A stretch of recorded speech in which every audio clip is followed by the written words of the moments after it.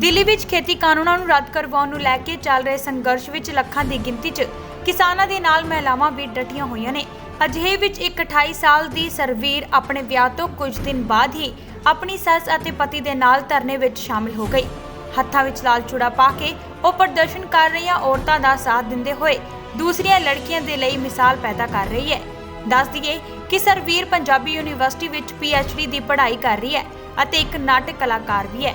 ਇਸ ਮੌਕੇ BBC news ਦੀ team ਨਾਲ ਗੱਲ ਕਰਦਿਆਂ ਸਰਵੀਰ ਦਾ ਕਹਿਣਾ ਹੈ ਕਿ ਉਸ ਦਾ ਵਿਆਹ ਬਰਨਾਲਾ ਵਿੱਚ 7 ਨਵੰਬਰ ਨੂੰ ਹੋਇਆ ਸੀ। ਉਸ ਸਮੇਂ ਉਸ ਦੀ ਸੱਸ ਵੀ ਧਰਨੇ ਵਿੱਚ ਸ਼ਾਮਿਲ ਸੀ ਅਤੇ ਧਰਨੇ ਵਿੱਚੋਂ ਉਹਨਾਂ ਦਾ ਵਿਆਹ ਕਰਵਾਉਣ ਲਈ ਹੀ ਉਹ ਵਾਪਸ ਆਈ ਸੀ ਅਤੇ ਵਿਆਹ ਦੇ ਕੁਝ ਦਿਨਾਂ ਬਾਅਦ ਹੀ ਦੁਬਾਰਾ ਦਿੱਲੀ ਮੋਰਚੇ ਤੇ ਚਲੀ ਗਈ ਸੀ।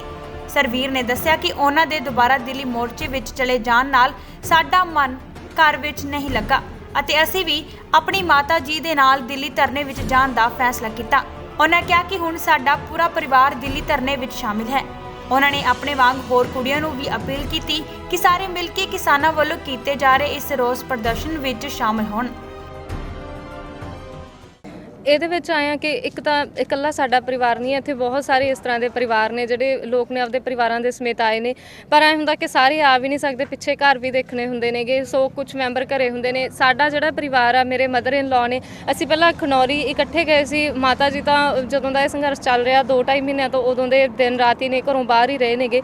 ਤੇ ਅਸੀਂ ਉਸ ਦਿਨ ਵਿੱਚ ਸਾਡੀ ਮੈਰਿਜ ਆ ਗਈ, ਤਾਂ ਮੈਰਿਜ ਉਹ ਸਿਰਫ ਸਾਡਾ ਵਿਆਹ ਕਰਾਉਣੀ ਘਰ ਆਏ ਸੀ, ਉਸ ਤੋਂ ਬਾਅਦ ਫੇਰ ਚਲੇ ਗਏ ਤੇ ਸਾਨੂੰ ਵੀ ਨਾਲ ਲੈ ਗਏ। ਤੇ ਜਦੋਂ ਅਸੀਂ ਖਨੌਰੀ ਗਏ, ਖਨੌਰੀ ਤੋਂ ਬਾਅਦ ਅਸੀਂ ਵਾਪਸ ਆ ਗਏ ਸੀ, ਮੈਂ ਤੇ ਮੇਰਾ ਹਸਬੈਂਡ। ਪਰ ਘਰੇ ਆ ਕੇ ਸਾਨੂੰ ਪਤਾ ਨਹੀਂ ਕੁਝ ਹੋਣ ਲੱਗ ਗਿਆ, ਬੇਚੈਨੀ ਜੀ। ਕੁਝ ਤਾਂ ਐਂ ਸੀ ਕਿ ਮਾਤਾ ਜੀ ਨਾਲ ਗਏ ਨੇ, ਕੁਝ ਐਂ ਸੀ ਵੀ ਅਸੀਂ ਕਿਉਂ ਬੈਠੇ ਆ ਵੀ ਇਸ ਤਰ੍ਹਾਂ। ਜਦੋਂ ਅਸੀਂ ਤਸਵੀਰਾਂ ਦੇਖੀਆਂ, ਜਦੋਂ ਸਾਰਾ ਕੁਝ ਕੇ ਬਜ਼ੁਰਗ ਉੱਥੇ ਨੇ, ਤਾਂ ਐਂ ਲੱਗਿਆ ਵੀ ਸਾਡੇ ਤੇ ਲਾਹਨਤ ਹੈ। ਤੇ ਅਸੀਂ ਫਾਦਰ ਇਨ ਲਾਅ ਨਾਲ ਗੱਲ ਕੀਤੀ, ਮਦਰ ਨਾਲ ਗੱਲ ਕੀਤੀ, ਤਾਂ ਫਾਦਰ ਇਨ ਲਾਅ ਉਹਨਾਂ ਨੇ ਦਵਾ ਦਾ ਆਟਾ ਗੁੰਨਿਆ, ਰੋਟੀ ਬਣਾਈ, ਕਹਿੰਦੇ ਆਪਦੇ ਕੱਪੜੇ ਪੈਕ ਕਰੋ, ਮੈਂ ਰੋਟੀ ਬਣਾ ਕੇ ਦੇਣਾ ਤੇ ਜਾਓ ਉੱਥੇ। ਸੋ ਬ੍ਰਦਰ ਇਨ ਲਾਅ ਸੀਗੇ, ਉਹ ਛੱਡ ਕੇ ਗਏ। ਇਸ ਤਰ੍ਹਾਂ ਸਾਰਾ ਪਰਿਵਾਰ ਇੱਕ ਦੂਜੇ ਆਪਸੀ ਸਹਿਮਤੀ ਦੇ ਨਾਲ ਆਏ ਹਾਂ, ਅਸੀਂ ਉਸ ਜਜ਼ਬੇ ਦੇ ਨਾਲ ਆਏ ਹਾਂ। ਐਂ ਲੱਗਿਆ ਵੀ ਜੇ ਸਾਡੇ ਆਪਣੇ ਲੋਕ ਨੇ ਜਿਹੜੇ ਬਾਹਰ ਨਿਕਲੇ ਹੋਏ ਨੇ ਤਾਂ ਸਾਡੇ ਤੇ ਲਾਹਨਤ ਹੋਊਗੀ ਜੇ ਅਸੀਂ ਨਹੀਂ ਜਾਵਾਂਗੇ। ਸੋ ਉਸ ਦਿਨ ਦੇ ਅਸੀਂ ਨਾਲ ਕੁੜੀਆਂ ਨੂੰ ਮੈਂ ਇਹੀ ਕਹਿਣਾ ਚਾਹੁੰਦੀ ਹਾਂ ਕਿ ਜ਼ਰੂਰੀ ਨਹੀਂ ਹੈਗਾ ਕਿ ਤੁਸੀਂ ਦਿੱਲੀ ਆ ਕੇ ਹੀ ਇਸ ਸੰਘਰਸ਼ ਦੀ ਹਮਾਇਤ ਕਰਨੀ ਆ। ਤੁਸੀਂ ਜਿੱਥੇ ਵੀ ਹੋ, ਇੱਕ ਜਿਵੇਂ ਕਹਾਵਤ ਹੈ ਨਾ, ਕਿਤੇ ਜਾ ਨਹੀਂ ਸਕਦੇ ਫੁੱਲ ਬਣ ਕੇ ਖਿੜ ਜਾਓ। ਜਿੱਥੇ ਵੀ ਹੈਗੇ ਹੋ ਉੱਥੇ ਫੁੱਲ ਬਣ ਕੇ ਖਿੜੋ।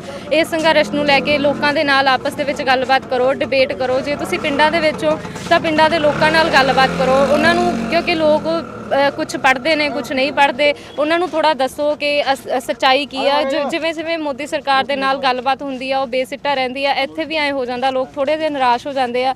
ਫਿਰ ਜਦੋਂ ਲੀਡਰ ਇੱਥੇ ਗੱਲ ਕਰਦੇ ਆ, ਆਗੂ ਗੱਲ ਕਰਦੇ ਆ ਕਿ ਨਿਰਾਸ਼ ਨਹੀਂ ਹੋਣਾ, ਇਹ ਇੱਦਾਂ ਹੀ ਚੱਲੂਗਾ ਵਾਰ-ਵਾਰ, ਵੀ ਉਹ ਗੱਲਬਾਤ ਲਈ ਬੁਲਾਉਣਗੇ ਵੀ, ਤੁਹਾਡਾ ਹੌਸਲਾ ਤੋੜਨ ਦੀ ਗੱਲ ਕਰਨਗੇ। ਸੋ ਮੈਂ ਕੁੜੀਆਂ ਨੂੰ ਵੀ ਇਹ ਕਹਿਣਾ ਚਾਹੁੰਦੀ ਹਾਂ, ਜੇ ਤੁਸੀਂ ਪੜ੍ਹ ਰਹੇ ਹੋ ਯੂਨੀਵਰਸਿਟੀਆਂ ਦੇ ਵਿੱਚ ਤਾਂ ਅਖਬਾਰਾਂ 'ਚ ਆਰਟੀਕਲ ਲਿਖੋ, ਉੱਥੇ ਵਿਚਾਰ ਚਰਚਾ ਕਰੋ। ਜੇ ਤੁਸੀਂ ਪਿੰਡਾਂ ਦੇ ਵਿੱਚ ਹੋ ਉੱਥੇ ਤੁਸੀਂ ਇਸ ਤਰ੍ਹਾਂ ਦੇ ਨੌਜਵਾਨ ਜਿਹੜੇ ਵੀਰ ਨੇ, ਨਾਟਕ ਟੀਮਾਂ ਤਿਆਰ ਕਰੋ। ਇਹ ਸਾਰੇ ਮਸਲੇ ਤੇ ਨਾਟਕ ਬਣਾ ਕੇ ਪਿੰਡਾਂ ਦੇ ਵਿੱਚ ਜਾਓ, ਲੋਕਾਂ ਨੂੰ ਜਾਗਰੂਕ ਕਰੋ।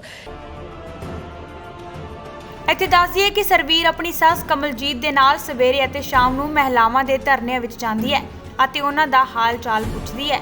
ਉਹ ਧਰਨੇ ਵਿੱਚ ਸ਼ਾਮਲ ਔਰਤਾਂ ਨੂੰ ਹੌਸਲਾ ਦੇਣ ਦੇ ਨਾਲ ਉਹਨਾਂ ਦੀ ਸਿਹਤ ਦਾ ਧਿਆਨ ਵੀ ਰੱਖਦੀ ਹੈ। ਉਹ ਔਰਤਾਂ ਨੂੰ ਇਸ ਧਰਨੇ ਵਿੱਚ ਡਟੇ ਰਹਿਣ ਦੀ ਹੱਲਾਸ਼ੇਰੀ ਵੀ ਦਿੰਦੀ ਹੈ। ਸੰਗਰੂਰ ਤੋਂ BBC ਨਿਊਜ਼ ਲਈ ਕੀਰਤੀਪਾਲ ਦੀ ਰਿਪੋਰਟ।